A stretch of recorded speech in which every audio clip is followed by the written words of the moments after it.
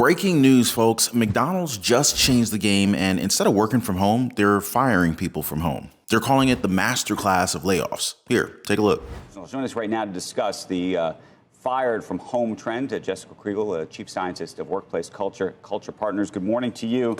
We've seen this now repeatedly, including, I think, probably most famously at Twitter, Jessica, but now you have a company like McDonald's doing it. There's some people who say, obviously, that this is a terribly undignified way to fire people, that it creates an abstraction in terms of the relationship that an employee has with the company. However, I heard from some people yesterday who said actually that this is more dignified, that the idea of having to walk out of an office holding a box in front of all your other colleagues, that is worse. What do you think? It's absolutely more dignified now that working from home is normalized. We work from home. That means all of the business of work, collaboration, innovation, and also getting laid off. Frankly, I think McDonald's is teaching a masterclass in layoffs. They broadcasted back in January that they were coming. People were able to prepare. Now April has come and they're letting people know in the comfort of their own home. They're able to maintain confidentiality. They don't have to walk their stuff out down the hallway and be escorted out. If I were getting laid off, I'd want to be laid off at home, not at the office. Yeah, can you believe this, guys? So now they're making layoffs and firing people a matter of style. Sure, they're saying that people would rather get fired from home than at the office. But then let me ask them, did they ever ask people if they wanted to get fired in the first place? I mean, it'll just never make sense to me how on one end you have executives and board members talking to investors, basically saying how profits are up and how they're making boatloads of money. But then on the other end, they're talking to their employees and they're telling them, well, sorry, got to kick you out in this uncertain economy. Never mind the years of service that you put into this job and into this company, hours away from your family. The profit and the bottom line of the company comes first. Take it on the chin, bud. You know what I'm talking about, guys? Drop me your thoughts and your comments down below. And don't get me started on the government that's supposed to be protecting us. Did you guys hear about Justice Clarence Thomas, a new report from ProPublica just revealing that Justice Clarence Thomas and his wife were taking luxury trips all around the world paid for by a GOP mega donor? So the trips included stays at lavish properties and travel on a super yacht. Now this definitely raises some serious questions about conflicts of interest here. And last but not least, the feds plan to fast track the wipeout of the middle-class Americans with the launch of FedNow, which is the Federal Reserve's real-time payment system. Chairman Jerome Powell thinks that stablecoins could be integrated into the traditional banking system. So basically, this is the digital dollar that could take away all your financial freedom and privacy while eliminating people who can't participate in a cashless society. I mean, think about it, folks. Some people literally depend on cash every single day. Now, this is definitely going to be a big one, guys. Definitely stay tuned to the end. Also, for the very best way to invest in gold, hit the link in the description down below. I also put a link in the description for the best way to invest in silver as well. So, guys, you all know what's been going on with McDonald's lately, right? They just made a super urgent announcement and told all of their corporate employees to work from home and cancel all meetings. Why? Because they're planning to lay off a bunch of people and cut down their workforce, which is actually going to suck big time for all of those who are affected. But wait, there's more. Now, we got some late breaking news here that's going to blow your mind. So the Woodlawn McDonald's, which has basically been an institution in Alabama because it's been open for roughly 40 years, it has shut down for good. Why, you ask? Well, apparently they were having major issues with crime and vandalism. This is a problem that's been happening all over the place in cities like Albuquerque, Portland, and all throughout Illinois. And it's not just McDonald's that's been affected. Walmart, Cracker Barrel, and a lot of other businesses have been hit too. Man, I love Cracker Barrel pancakes. Have you guys had those? I mean, it makes you wonder why our government isn't even trying to do something to help out with the economy on these particular issues. People are desperate when they're stealing McDonald's burgers. Now, according to Birmingham City Council member JT Moore, who happens to live in Woodlawn, the store had become completely non-operational because of the constant problems with crime and vandalism. And it's unbelievable that people are trying to destroy everything around them and drive business away from their own communities. This is not helpful. In an interview after the meeting, Moore said that he had spoken to franchise owner Augie Estrada, who told him that dealing with constant crime and vandalism had become way too expensive. It's a sad state of affairs here, folks, and I'm gonna make sure to keep you guys updated on any new developments. Now, another theory I heard is that more stores are moving online. A friend of mine told me about a Walmart manager that they were speaking with. I can just imagine the damage that this has done to the local business owner's finances. Dealing with all that crime, it can't be easy. And it's going to be a huge hit to their bottom line. Now, unfortunately, it seems like the franchisee owner is going to be the one left holding the bag on this one, and not so much McDonald's as a big corporation. Now, if you guys are thinking about becoming a franchisee owner yourself, this is definitely something that you should keep in mind. So most franchisees require a big upfront investment, and the last thing that you want to do is pour all 100% of your hard-earned cash into a business that's just going to go under because of crime, vandalism, theft, or any other reasons that we could see in the news at any given point in time. Now, after all, there are plenty of other opportunities that are out there. I just want to make sure you guys are investing your hard-earned money wisely. So it looks like McDonald's is planning to do some major cleaning house, and this means even their corporate employees are back on the chopping block. They're trying to cut costs and reduce their overhead, so unfortunately, it looks like a bunch of folks are about to get the axe. Now, they recently told their U.S. employees and some international staff to work from home Monday through Wednesday so that they could all get ready for some pretty big news. Well, they didn't lie.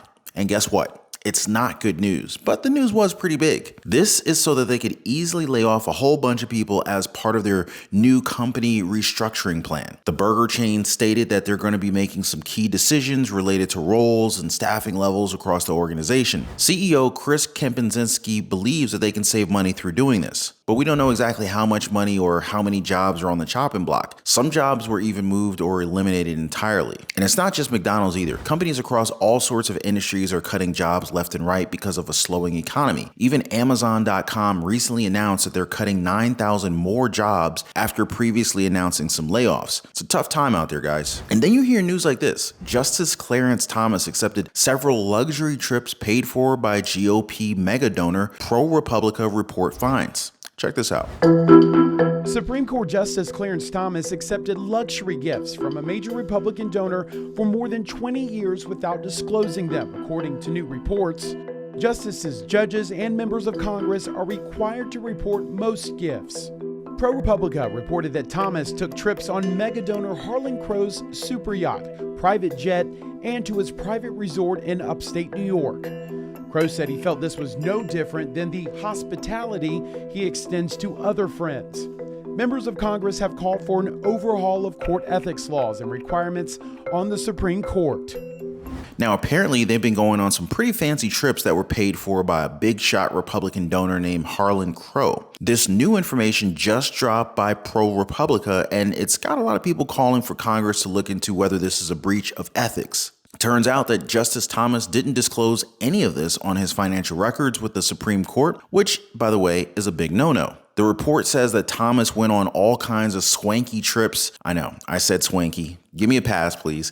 So the report said that Thomas went on all sorts of swanky trips to places like Indonesia, New Zealand, and California. I don't know if I call California swanky, but bear with me. And get this, guys. Some of the trips included riding on Crow's own super yacht, staying at one of his fancy properties. Now, Senate Judiciary Committee Chairman Dick Durbin is saying that this report is a call to action and that his committee will take action. Now, honestly, it's not a good look for Thomas or for Crow, especially with all the talk about ethics in government lately. But what do you guys think? Should our government officials be accepting generosity from rich donors like this? Hit me up in the comments down below. There's also the FedNow payment system that they're rushing to launch. So FedNow is a new payment system that allows businesses and customers of participating banks to send and receive payments 24/7. This is a big deal because the current system doesn't process payments on weekends. Now, according to Richmond Fed President Tom Barkin, the goal is to create a super cool payment system that is resilient, adaptive, and accessible. Now, some people are saying that FedNow might replace the need for a blockchain-based U.S. central bank digital currency, which would be pretty wild. Fed Chairman Jerome Powell has said that they're not quite ready to release a U.S. CBDC yet, but we'll have real-time payments in the country very, very soon. It looks like they're just chomping at the bit to get this digital dollar online and leaving regular Americans in the dust. My advice? Put away a few dollars whenever you can so that you have a financial safety net whenever